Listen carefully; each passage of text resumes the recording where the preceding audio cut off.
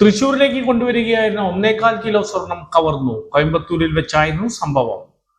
തൃശൂരിലേക്ക് കൊണ്ടുവരികയായിരുന്ന 1.25 kilo സ്വർണം കവർന്നു. കോയമ്പത്തൂരിൽ വെച്ചാണ് സംഭവം. തൃശൂരിലെ JP ജ്വല്ലറിയിലേക്ക് കൊണ്ടുവരികയായിരുന്ന 1.25 കിലോ സ്വർണം ലോറിയിലെത്തിയ സംഘം കാർ കടഞ്ഞ് കവരുകയായിരുന്നു. 60,000 രൂപയും കാറും നഷ്ടപ്പെട്ടു. JP ജ്വല്ലറി ഉടമ ജെയ്സൺ ജേക്കബും സഹായിയുമാണ് കാറിലുണ്ടായിരുന്നത്.